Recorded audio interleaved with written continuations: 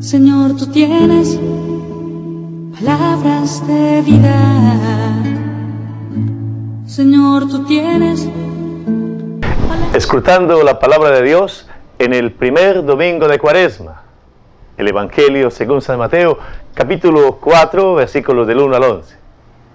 Comenzamos el itinerario de la Cuaresma preparándonos para renovar la vida cristiana, la renovación del sacramento del bautismo en la vigilia pascual. Y en ese caminar, este primer domingo de Cuaresma nos presenta las tentaciones.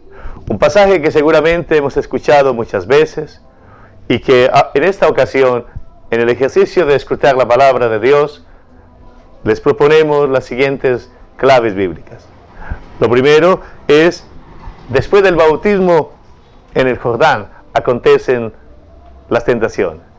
Jesús, unido a la humanidad, se acerca al Jordán, donde está Juan predicando y anunciando la venida del Mesías.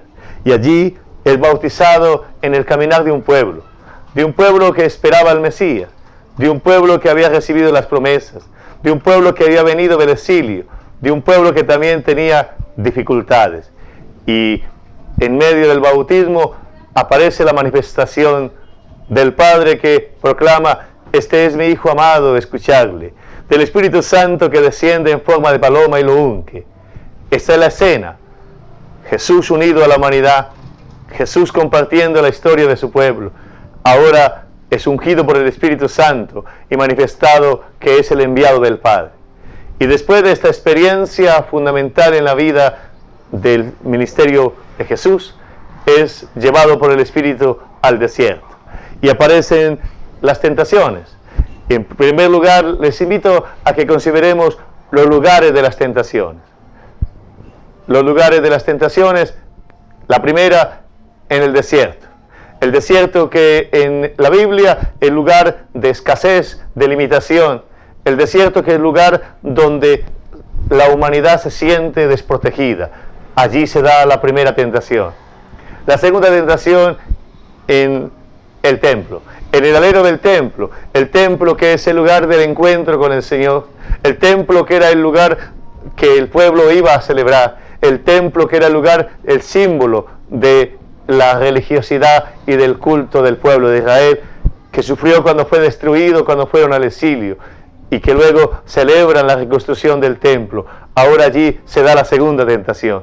Y la tercera tentación se da en la montaña donde se decide a quién se va a servir. Así lo había hecho el pueblo en torno al Sinaí, lo había hecho el pueblo en torno a Siquén, y Jesús enseña desde la montaña. La montaña es signo de la presencia de Dios y de los momentos decisivos en el desierto, en el templo, y en la montaña se dan las tentaciones que contemplamos en el Evangelio. ¿Y en qué áreas de la vida humana, de la existencia, se dan las tres tentaciones? La primera, que se da en el desierto, en la necesidad física y humana. Sintió hambre, y cuando aparece la debilidad, cuando aparece la necesidad humana, aparece Satanás con la primera tentación. La segunda tentación, en el templo, donde se va a buscar a Dios, donde se busca confiar en Él. Ahora se le invita a tentar a Dios, a no confiar en Él, a ponerlo a prueba. La segunda tentación, poner a prueba a Dios, cuestionarse si realmente Él protege, cuestionarse si realmente Él tiene ese poder. Y la tercera tentación es en torno a dejar de adorar a Dios y no ir a la montaña del Señor, sino a la montaña de Satanás, y confiar que Él da posesiones, que Él puede dar más que Dios. Y de esta manera las tentaciones llevan a que contemplemos la triple fidelidad de Jesús al Padre. Jesús fiel al Padre confiando solo en Él. No solo de pan vive el hombre, sino de toda palabra que sale de la boca del Señor. Cuando la humanidad no da, cuando la debilidad nos hace sentirnos derrotados, confiar en Dios, confiar en Él. No tentar a Dios. Dios tiene un plan de salvación. Dios tiene misericordia.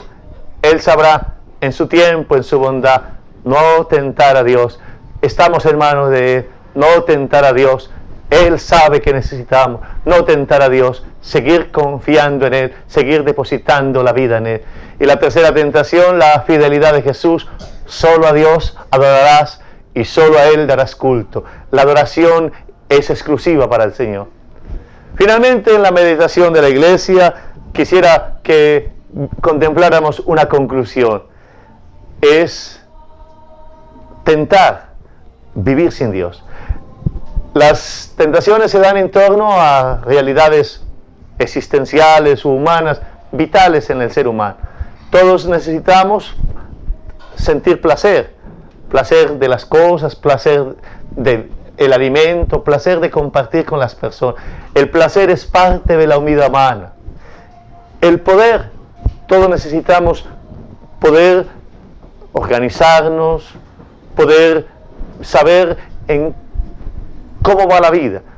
Y todos tenemos un grado de poder, todos tenemos un grado de autoridad, todos tenemos un grado de poder y lo tenemos que organizar. Y finalmente, todos tenemos necesidad de cosas, pocas o muchas, todas las necesitamos. Pues la conclusión es tentar vivir estas áreas de la vida sin Dios. Y el placer sin Dios se convierte en libertinaje. Lo hemos visto en nuestra sociedad, lo vemos en la vida personal. El placer sin Dios es libertinaje. Usar y botar, comercializar. El poder sin Dios se vuelve autosuficiencia, explotación, corrupción, maldad. Dios no existe, Dios no sirve. Sacar a Dios. El poder sin Dios es autosuficiencia, soberbia y orgullo. Y el poseer sin Dios es idolatría. Todo se puede por la plata, vivir para tener cosas, vivir postrados ante esa realidad. Pues bien, son realidades nuestras. El placer, todos necesitamos bienestar y felicidad. El poder, todos tenemos una autoridad. Y el poseer, todos necesitamos alguna cosa. Pero estas tres realidades humanas, sin Dios, nos destruyen, nos alejan de Él y nos hacen perder la fidelidad a Dios. Que este domingo sea para decirle al Señor, conviértenos en esta cuaresma ante las tentaciones que nos hacen querer vivir la humanidad, querer vivir las áreas fundamentales de nuestra existencia sin su presencia, sin su iluminación, sin su misericordia.